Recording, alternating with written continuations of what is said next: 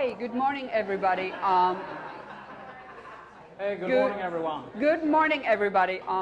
We are really happy to host an event here with Nordic Innovation House, where Ragnsells is going to tell you about the future of food production, clean production, and cleaner oceans. Now, I'm standing here between the audience and food, so this is about the last chance you have to grab something to eat. So go for it, and otherwise you will have to wait till we are done. But that's my part for now. I would like to have Lars take the stand for a moment, and we'll get started with the program. Thank you, Silvia. Thank you so much. I think for the video, you have to come a little bit further here. Okay. So we're also going to say hi to everybody listening live on Facebook. And everybody who are here, if you can actually now go on Facebook and share this event. You have these hashtags. You know how hashtags works? You know how hashtags works? Good. So type them in your phone, share this unique opportunity and moment in time. Thank you, Silvia, so much for hosting us here today. It's going to be really interesting to hear what Ragnsells learnings have been over these days. They have been at the UN. Is someone saying something in the public? You want to turn up the volume? Okay, well, we have to ask someone doing that for WeWork. I hope it's good at live. Is it good live? They said yes. Okay. Excellent. Yeah, she's going to turning up the volume. So we're going to...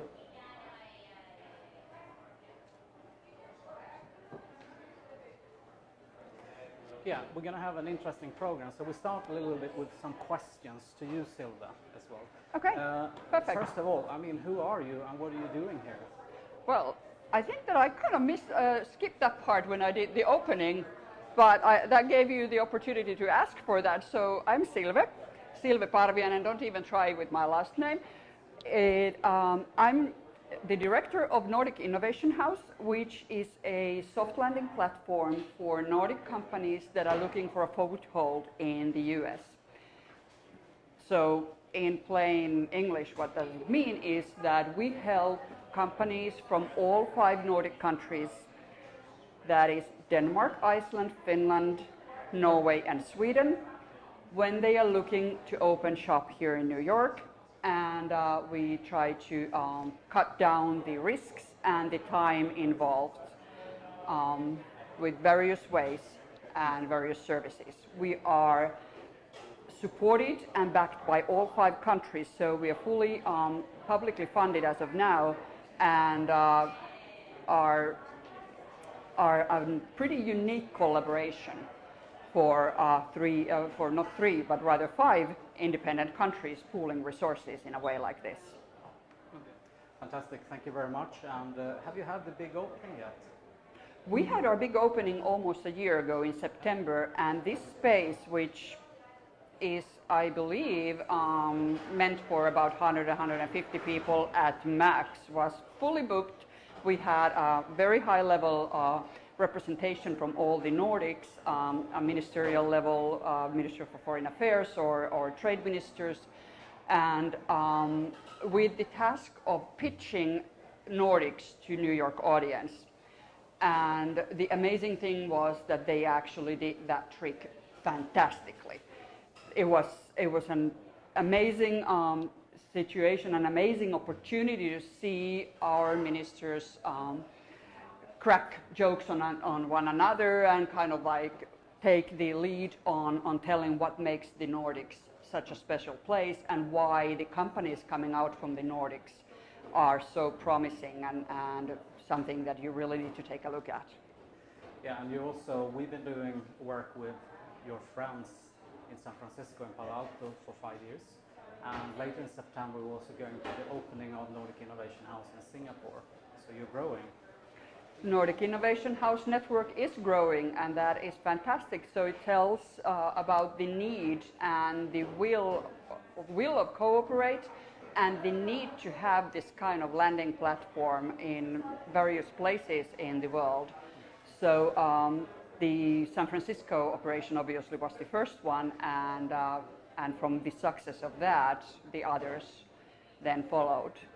All right, we have a great program coming up, so thank you so much, Silva. My pleasure. Yeah, thank you. Thank you.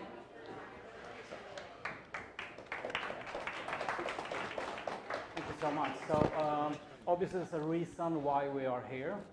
Anyone heard about the challenges with the climate? Is it important? I can't hear you. Yes. Of course. Is it important? Yes. Yes. Well, as you can hear from New York, they think it's really important with the climate. So this is the most important, we should say also opportunity and challenge at the same time in our lifetime.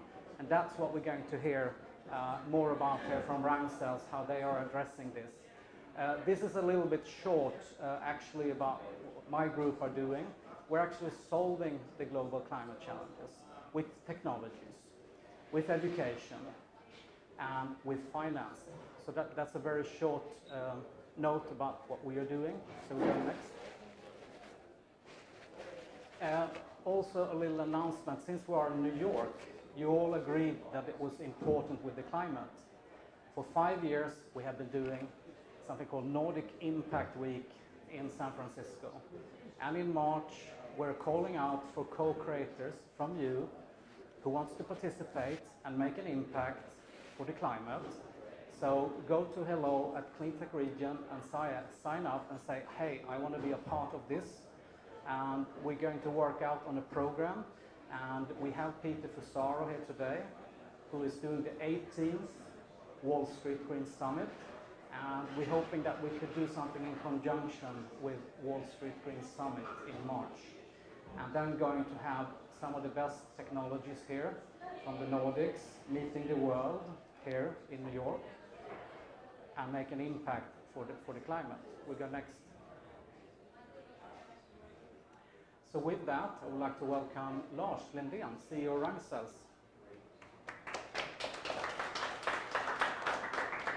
Hey Lars, welcome. You can come a little bit closer. So there you go. You're so tall. Or I'm short, maybe. Yeah. So Lars, welcome to New York. Thank you very much. Tell us a little bit about yourself and Ragnsells.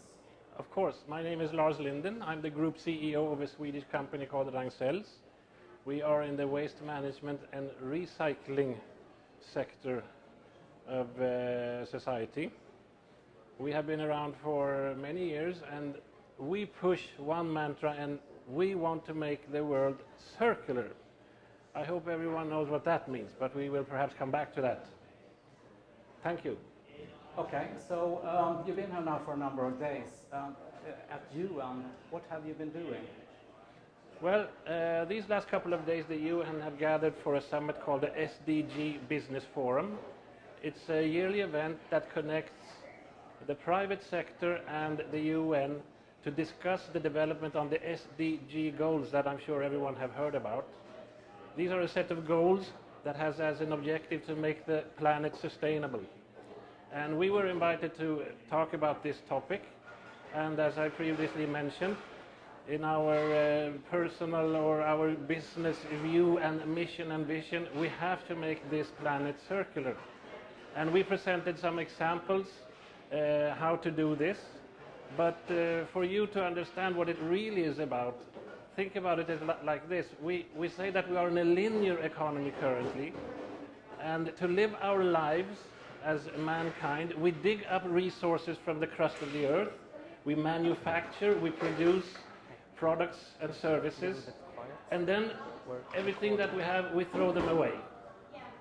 But the circular economy is to secure that whatever we have dug up, we should reuse it, reuse it, reuse it over and over again, so that we avoid taking up so many resources from the crust of the earth. We should not forget that the process of extracting materials and minerals from the earth, producing and manufacturing products and services, stands for 70% of the energy consumption of the world. So we have to start somewhere, and our firm belief is that by advocating this principle, talking about this, we will eventually make the world transform into a circular environment. Thank you, Lars. I mean, you have decades of experience, and also the Nordic countries have done very well in the environmental sector. Now you've been here at the UN and you specifically have presented a new technology. Can you tell us about that? Yes, first of all, I would like to state that the Nordic countries and the northern parts of Europe, we are in the forefront of making things happen. It's very clear that someone has to take the lead, and I feel that we should be a little bit proud that we are in this position.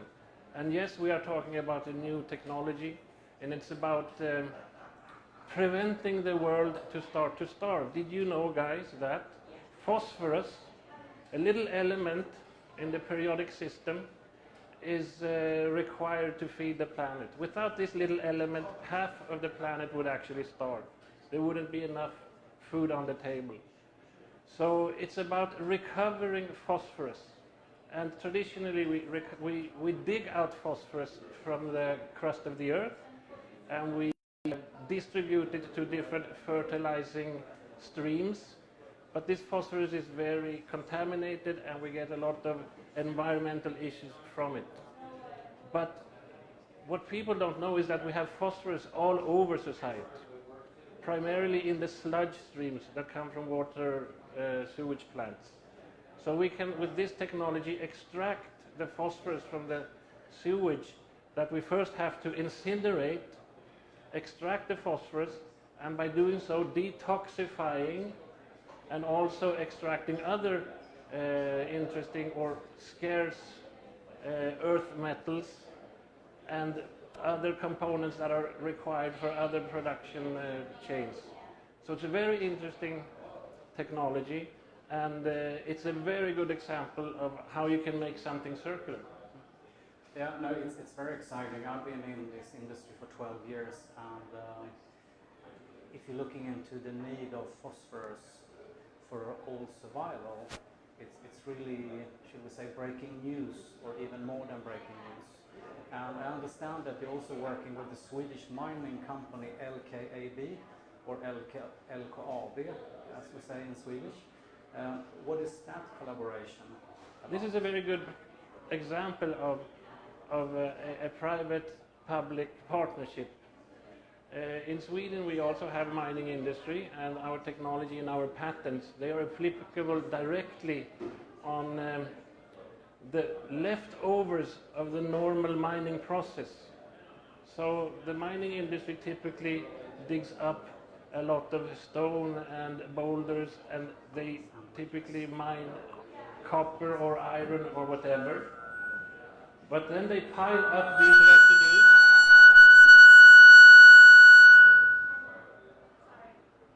They pile up these residues in very high volumes, and what we are doing together with this mining company is using this waste from the mining to extract, amongst others, phosphorus and other interesting materials. So this is once again an example of where you avoid taking more stuff out from the crust of the earth and rather using what has already been dug up. Yeah, that's congratulations. What would be the recommendations? I don't know why we have this noise, but now it's better. What is the most important for Ragn-Sells as a group, and also a message that you would send out to anyone listening to this? Thank you for that. The most important thing for Ragn-Sells is to make the world understand that we have to change the path of development. We have to go from a linear to a circular economy. If we don't achieve this, we will never be able to reach the sustainable development goals that have been put forth of the UN. Keep going. And to expand on that, we invite all of you to spread this gospel, talk about circular economy, talk about sustainability, and please put some good solutions out there, because one solution after the other will create a momentum, and then we will eventually meet the end game of the circular economy where all the waste streams will principally have disappeared. Fantastic. So finally as well, what are you looking for? Who do you want to talk to? I know you want to talk to everybody in sludge here in New York, but who do you want to get in touch with? Well, primarily, where do you find the sludge? In every city you find sludge. Every city, every country, every region that has a sludge and water waste facility can start to recover the phosphorus. So we welcome every local or regional player that is part of this system. And today we are in New York, and we are very interested to hear what we can do in New York, for instance. Yeah, I mean, this is critical for cities. Every city has this challenge. We're okay, yeah. So every city has this challenge. So and today as well, cities are maybe doing better than actually countries, because you have really driven mayors in each city who are more pragmatic.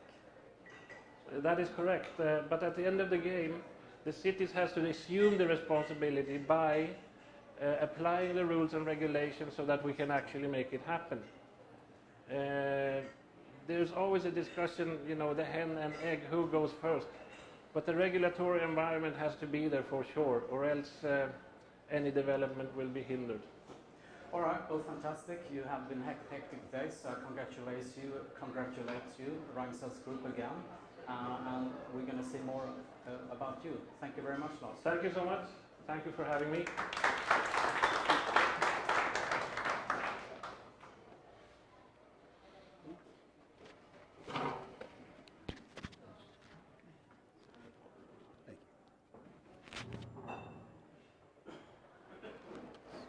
So, thank you. Thank you, Lars. We're going to hear more in detail, so hang around from Pär Larshans, the Chief Sustainability Officer. He's going to give more in detail what it means with this phosphorus solution they have. So I would like to introduce Peter Pesaro. He's a good friend. We've known each other for many years. You are a guru in sustainability. Peter, who are you and what are you doing? Yes, I guess it's not on. Hello. First of all, thank you, Lars, for inviting me and to Nordic Innovation House for hosting this. I've been involved in sustainability and green since Earth Day 1970.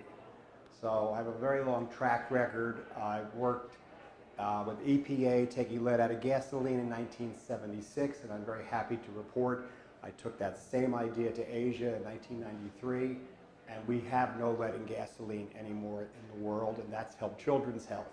I've also worked in the mayor's office here in New York City, building the first energy efficiency programs in New York in the 80s. I worked with Toyota on the Prius in 1997. I now work in hydrogen fuel cell vehicles, and where I sit today is I've been a policymaker. Oh, by the way, I was also head of consulting at ABB, so I've been to Stockholm, as well as Oslo. And long story short, policy, technology, but where I sit now is finance. The game, very simply, is to accelerate capital flow into sustainable solutions in energy, water, agriculture, waste to value. And the reality is we're talking about a $6 trillion business called energy, a $5 trillion business called food, a $3 trillion business called water. There's a tremendous opportunity, and we're underinvesting in this sector. Bloomberg New Energy Finance puts a metric out every year. So $335 billion was put in clean energy last year. Should be $1 trillion. We're going to make a dent on climate change. We're going to have to accelerate capital, and there's plenty of capital available.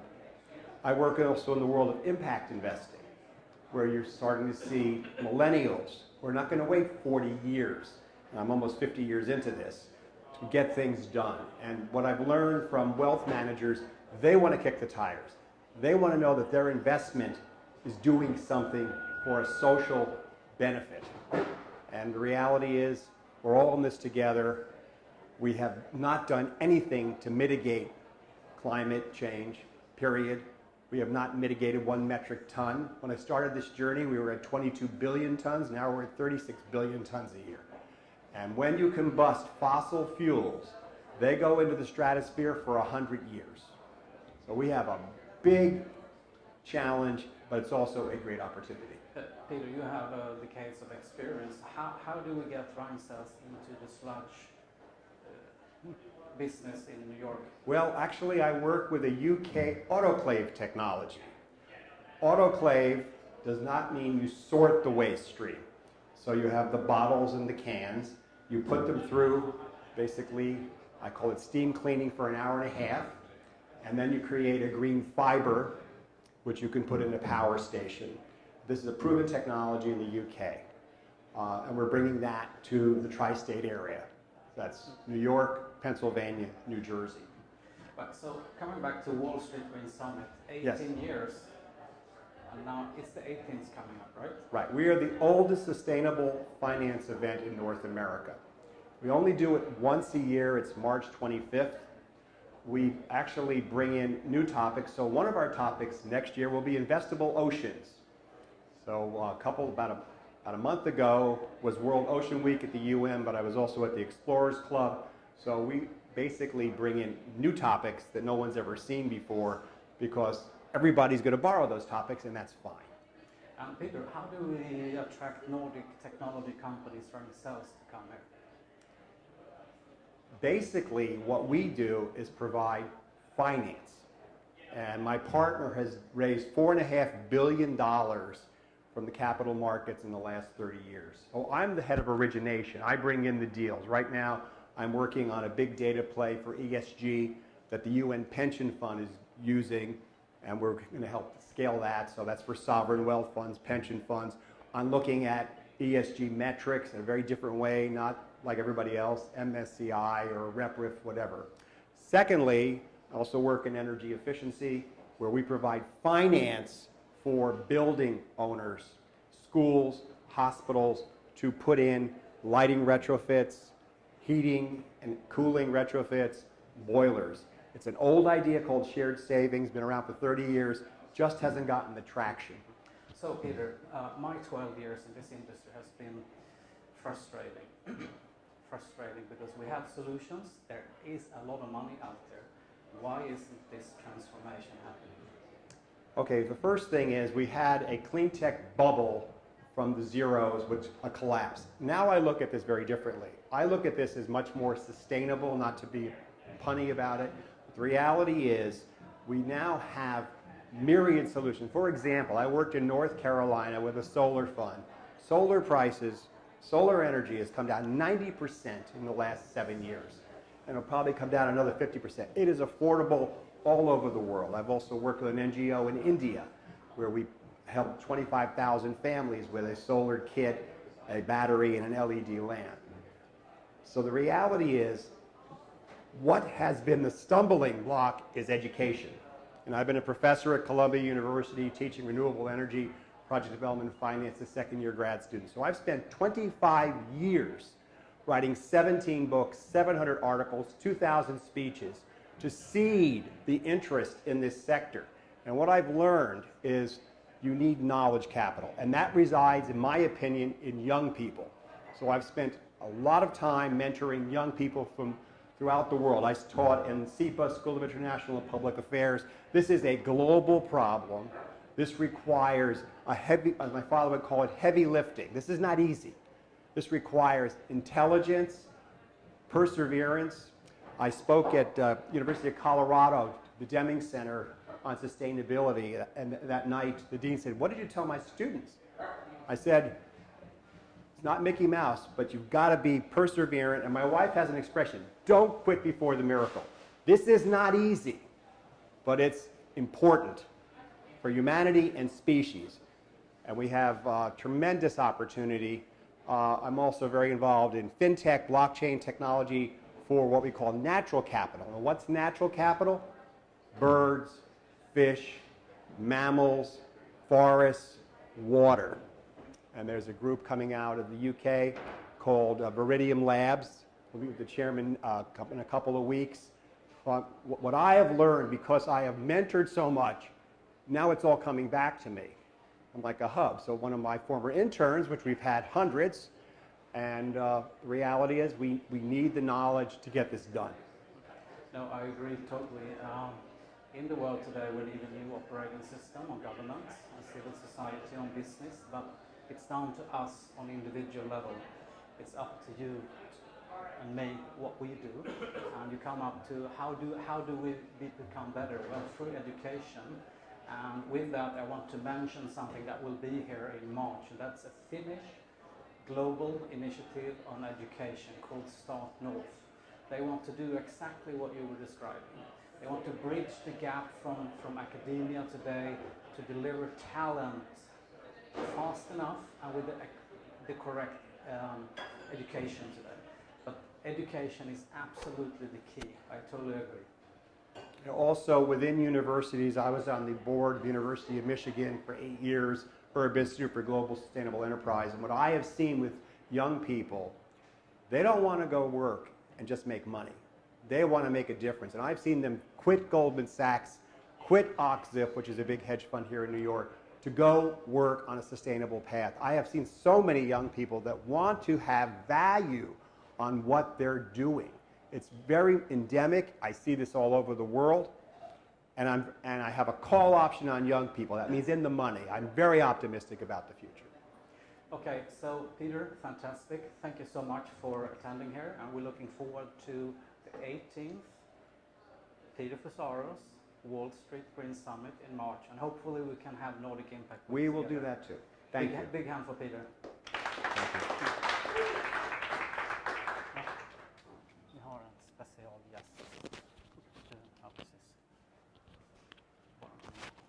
Let's hold that. Can you put this in my pocket? Here. Okay, so we're back. We also have a very special, give up a big hand for Les Newman.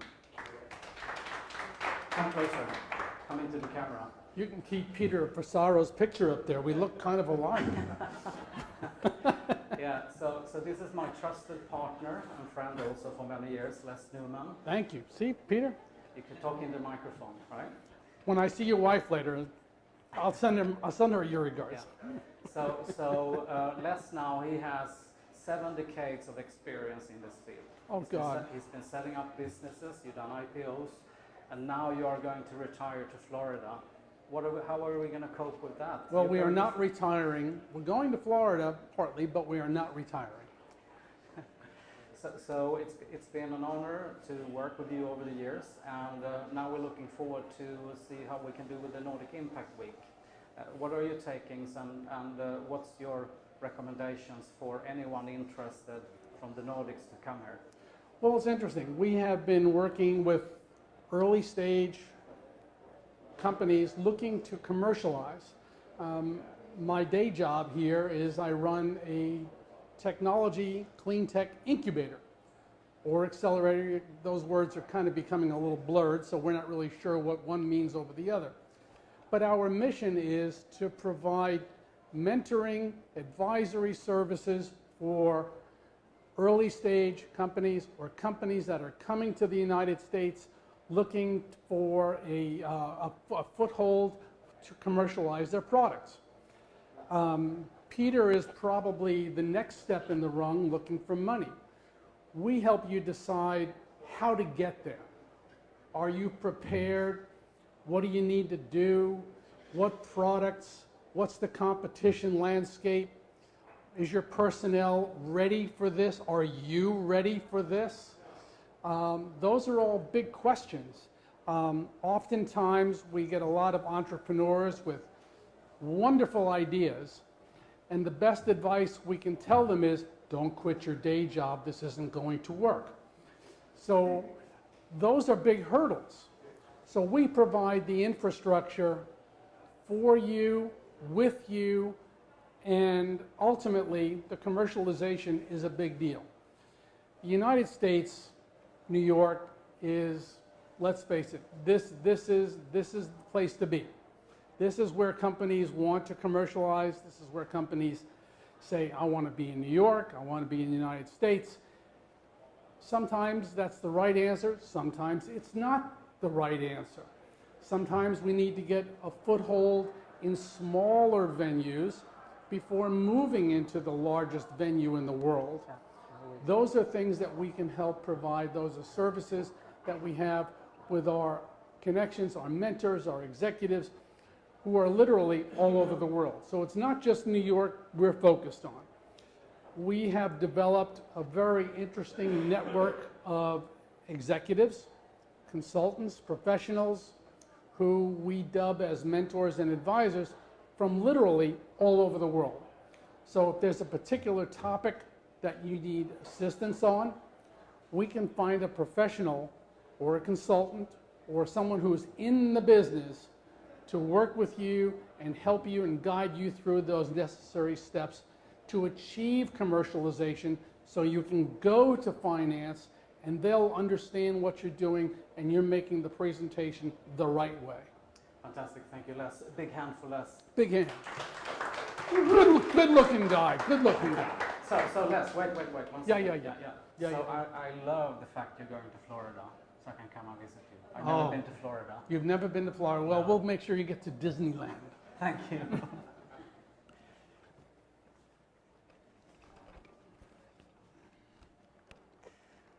Okay, so how are you guys doing? Good? Woohoo! Okay, so and we hope everybody online at live also follow us and you're sharing this. This is kind of very important, and with further ado, I also would like to introduce Pär Larshans. You're the Chief Sustainability Officer. That's a very... It's a very fancy title. It is. What does it mean? I have an even longer title, Chief Sustainability, Corporate Responsibility and Public Affairs Officer. It means that we take responsibility for society's challenges, giving solutions that is both good for the society, the business, and of course, the one that needs the solution, the people. So more or less, my job is to coordinate everything, make it happen. But you're going to guide us through phosphorus and so on, but from your perspective, what do you see that we'll have to do? What would you encourage people to do? I would like to say we need to give 3 answers. That's on why we need to do it, how to do it, and of course, when we need to do it. And that will be my presentation. In 20 minutes maximum, I will try to answer all those 3 questions. And hopefully, both you that are listening on this one or watching it, and also you in the audience, will then go to your politicians locally and say, well, now I know when to do it, why we should do it, and how to do it. Hit the floor. Thank you. This will be about how we need to have a sustainable phosphorus solution going forward. This is the phosphorus management is crucial, and the question is, why is it crucial? Well, Lars, in the beginning, our CEO said this is about, if we don't have phosphorus, we would reduce our food production with 50%. I would like to say it's even worse. Take the next picture. It's about life. Without phosphorus, we won't have any life. It's a part of the DNA string. So the walls in the DNA, it contains of phosphorus. And yes, there's a lot of phosphorus in the ecocycle, but phosphorus is the only scarce resource in food production or in nutrition that we have too little of. So we need to be very careful with it. So for me, phosphorus is about life. And if you understand that, probably understand that we need to act. The situation is that we now are mining a lot of phosphorus from under the Earth's crust. And the problem is that the mining, we have mined the resources that are really very nice to mine. What's left now is heavily contaminated, both with cadmium but also with uranium. This is an example from the mine in West Sahara. That's the largest mine in the world, or the largest content of known resources of phosphorus. We have phosphorus in many different places in the world. The red dots mean exactly what I stated, heavily contaminated with cadmium, with heavy metals. And this, we don't like to have it put in our food. So therefore, the question, do we have phosphorus in other places? Yes, we do have. This is the known resources on a global level. On the top floor, we have Morocco, or West Sahara, that today has 78% of the known resources in the world. So more or less, we are heavily dependent in today's food production from just one part of the world. Yes, there are some production in US. Yes, there are some production in China and so forth. But the problem is still there's one big source just, and we can't really rely on that, both because of the problem in when it comes to politics. You never know what's going to happen. So we need to find other ways, and we have it flowing under us, under our streets. So how can we solve that? The problem with the content is not the content of cadmium, but also highly content of uranium, and uranium is also a toxic. If you use uranium, of course, it can also, in the long run, become also in this world trouble when it comes to into what the name is. So anyway, it's highly toxic, so therefore we really need to avoid that. So if I'm going to summarize it, the phosphate rock is non-renewable. That is what we're using today. We need to stop doing that in long-term perspective. We need to use the resources that are already in the ecology. The cadmium and uranium is a huge problem. It means that the resources that are free from that is very limited. And the cadmium and uranium need to be separated before we put them in fertilizer. And this will be very important for policies going forward.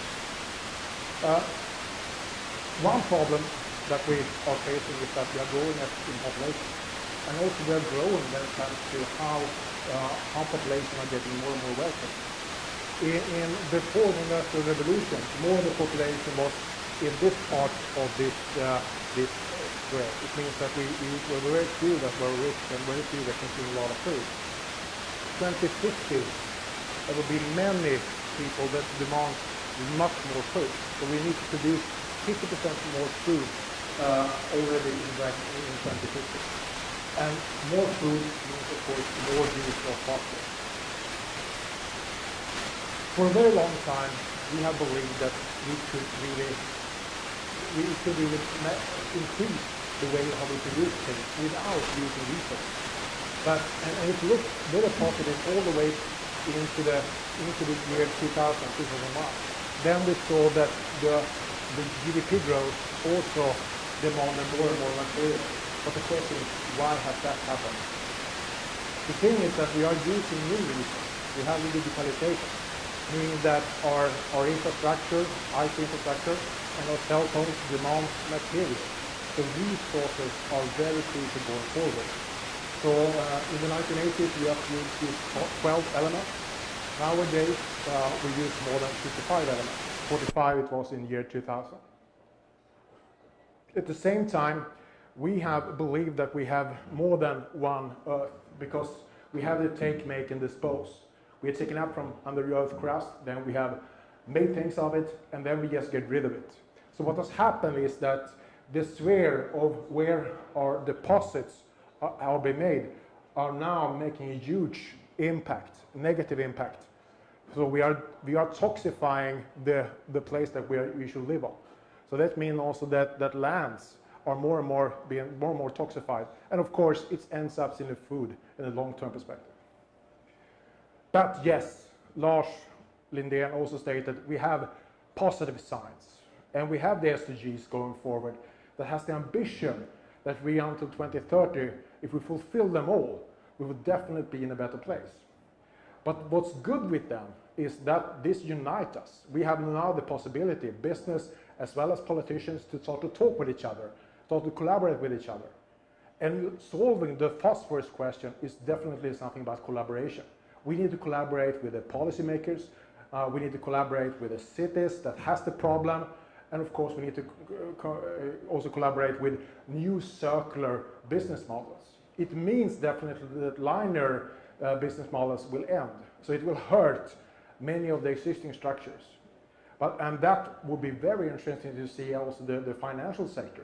When they found out that the circular economy, that's the next thing, I definitely would say that they will avoid investing in linear structures. So it's will have a huge impact also on the economy. That is what I see going forward. And what's good with the SDGs is that everything is connected. We can see that if we do something in one of the goals, it will affect the others. And what's amazing is that phosphorus and recovered phosphorus will have a positive impact of 10 of them. So doing one thing can have positive effect if you do the correct thing. Another positive thing, the world has also united that we should reduce carbon emissions, or we should be able to not extend the 1.5 degrees, or at least 2.0 degrees. The state now in Sweden is that we have not had rainfall for more than 3 weeks, and it's even warmer in Sweden now than it is here in New York. So we are really having a lot of wildfires, and the reason why is of course because we have a global warming. The Paris Agreement is of course one very big important step going forward, but it also means change. New business models we need to appear. We also have the 9 planetary boundaries. Each of them could mean that we will not be able to live on this planet. This is also a scientific agreement. We also know about the scarcity of raw materials that we need. The examples we talked about in the cell phones that we need. And the more we invent things, the more we need new resources, the more we see also the scarcity. And this is the 27 different critical raw materials that Europe has said that we don't even have it in Europe.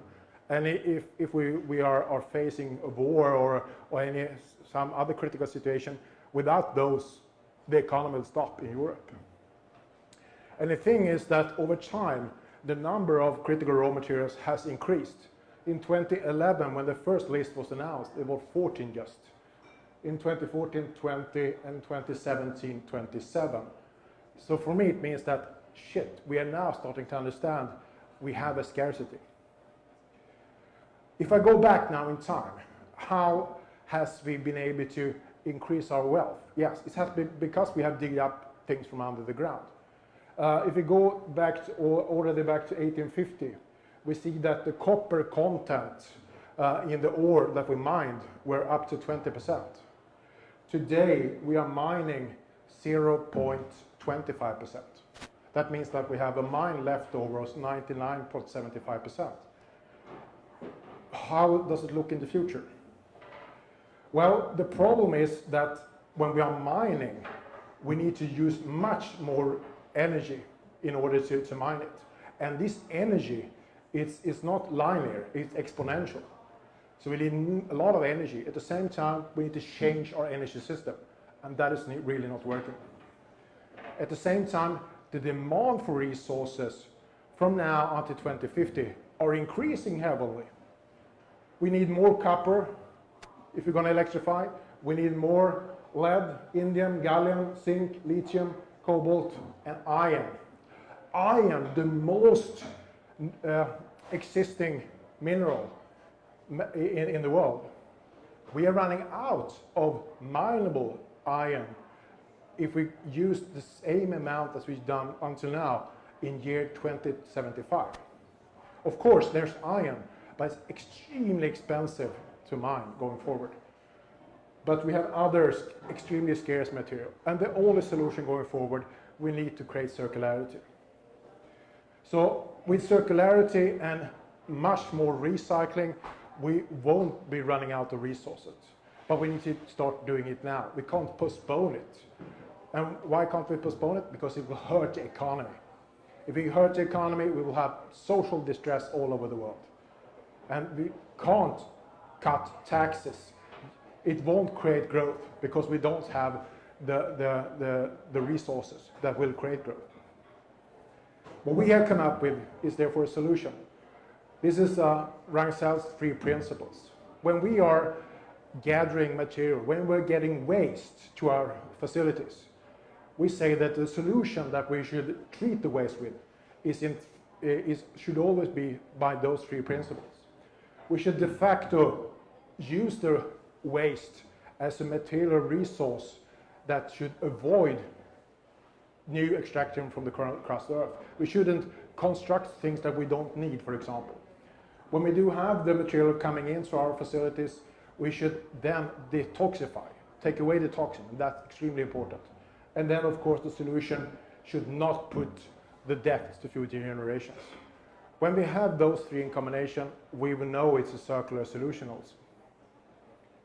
Now coming to the phosphorus question, how to do it and how is it done today? Today we are spreading sludge on the fields. We have some things how we can recover phosphorus and nutrients directly from the sludge. But the thing is, this is not sustainable. This is not going to work in the future. What we see going forward, you can continue 2 slides, I think. What we see going forward is a big challenge because more and more cities, more and more countries understand the problem of putting the sludge directly back on the fields. So we see that the content in the sludge is unsecure. We have this situation now in Germany that they have put a ban on direct putting on sludge on landfills just because of the problem with what it contains, all the way from microplastics to other contents. So what will the future be? We believe that directly spreading of sludge on a global level will be more and more challenged, but the two other main streams that we have, this should really be used and developed even further.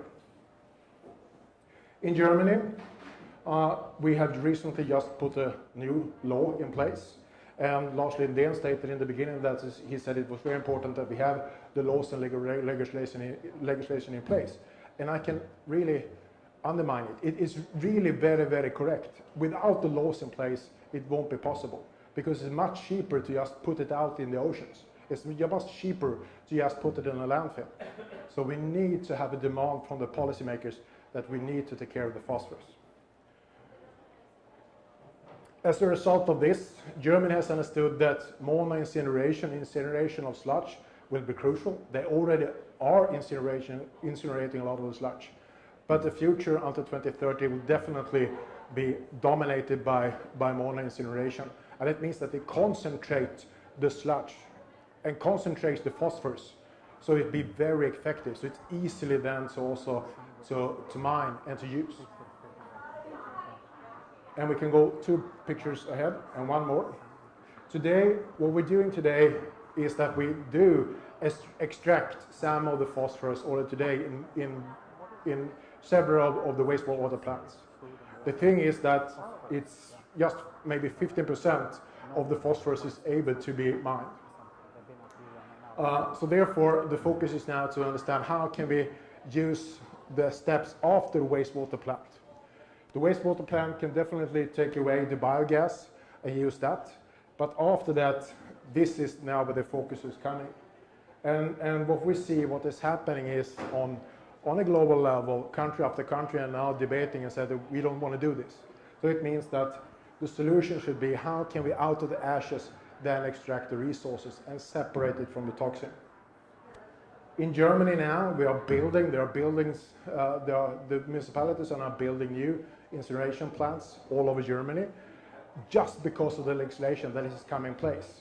So the starting point to really do it in the right way has been the legislation. Then of course we need to have science, then we need to have business to then go in and collaborate with the society and create the solutions. And there are a lot of solutions out there, but I believe there's just one that is really good, I believe, going forward. I will soon come to that solution, how to do it. So, because what we need is to have real clean phosphorus products. It shouldn't be contaminated with cadmium or uranium. It's crucial for our future generations. So we do have children that are not being poisoned. Today, that's a big problem really with the food content. So we don't really understand what we are eating, but we will see the consequences in 10, 20 or 30 years. And that's too late. So take responsibility now, I think is very important. And the solution. We have our technique that is based on industrial symbiosis. It means that we are using different kind of waste streams, and we combine those waste streams, then we can extract the resources out of it. So it means that the acid going in here, hydrochloric acid for example, is a leftover in the chemical industry. We use it as a resource in order to separate the different kind of substance from the fly ash. So in total, what we're seeing now is that 95% of the phosphorus we can extract, but we can also extract the iron chloride, the aluminum chloride. So it means that we can bring back what has been put in the wastewater plant also to increase the level of biogas production. So this is not a 100% circular solution, but it's almost 100% circular solution when it comes to circling back the phosphorus. The research now is continuing to see how can we develop and even take out more research. And of course, we are taking away the phosphorus. So the cadmium and other substances are being not circulated back into the ecosystem again. And then, of course, Lars, we talked about the important collaboration with LKAB, the big mining industry in Sweden. And I have an example here in my hand. And I will show it to the camera. This is a mining waste, but there's a small white strip here, and that's phosphorus. In 1880, when Hjalmar Lundbom, that was a person that was ordered by the government in Sweden to go up to the northern part of Sweden because he had the order to try to find phosphorus. But what he found was iron. And then we started to mine. And the problem is that the phosphorus up in LKAB, it contains a lot of arsenic. But with our technique, we can then separate the arsenic and the phosphorus, and out comes a clean monoammonium phosphate. So this is a fertilizer that can be directly used without any content of any arsenic in this case. But also, what is also very good is that we also are extracting the rare earth elements. Today, dominated by China, 95% of the world market are dominated by China, and that's one of the big problems going forward when we see how we construct cell phones. So our technique is also used to collect them, and we will start them to produce in Europe also those extremely valuable materials.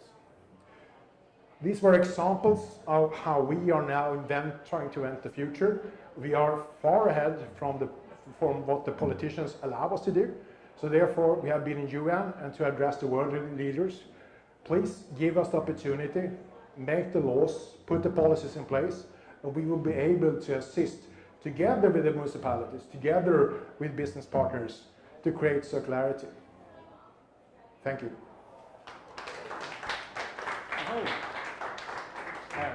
Thank you very much. I'll keep you on the floor. You said it in the end, legislation, is that the key challenge here? That's one of the key challenges. Of course, we have a linear structure today. We see that the policies, the laws in Sweden, when it comes to waste, they were put in place in the 1960s. And then waste was really a problem of how to get rid of it. That was the littering problem. Today we see it's a resource focus. We had Dr. Ad Lansing visiting from the Netherlands 4 months ago. Dr. Ad Lansing, he is the founding father of the Lansing's ladder, or the waste hierarchy. He came up with this idea in the 70s. It was put in place in legislation in the Netherlands in 1990s. He's today in his 80s, late 80s, and he came to Sweden for 1 month ago with a waste focus to try to also continue to develop the waste hierarchy.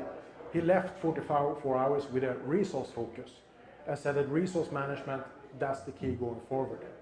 So it's also about changing mindset, not just politics, because we need to have the politics and give them the strengths so they are empowered to make the right legislations. And in Sweden today, and I would like to congratulate the Swedish Minister of Environment, she has now suggested, I believe, the strongest law in the world, how to get resources back in society.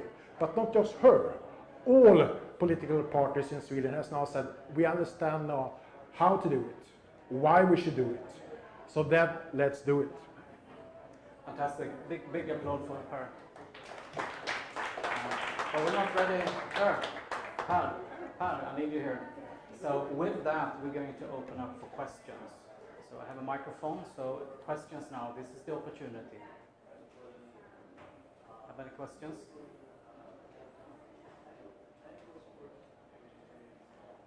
Well, that gives you a very high ranking on the presentation. It was clear, crisp, and everybody got it, right?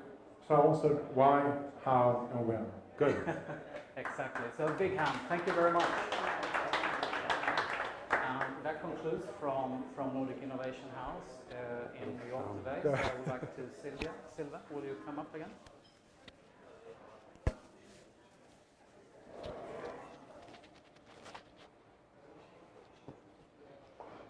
Here we go.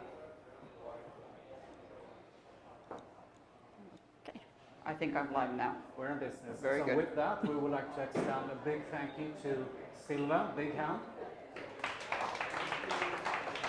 Thank you so much for coming over, and we of course hope to see you all back at Nordic Innovation House, and when you are watching at home in the Nordics and are thinking of opening shop here in New York, we should be your first address. So please remember us when you are coming over, and we're all here. Thank you, Silva, and also thank you to everybody participating here, both live and here at Nordic Innovation House. Special thanks to Ragn-Sells, to Lars and Pär. I know you have extremely hectic days in UN, but you made it, we made it. Thank you, everybody. Thank you so much. Yes, Lars, and the rest of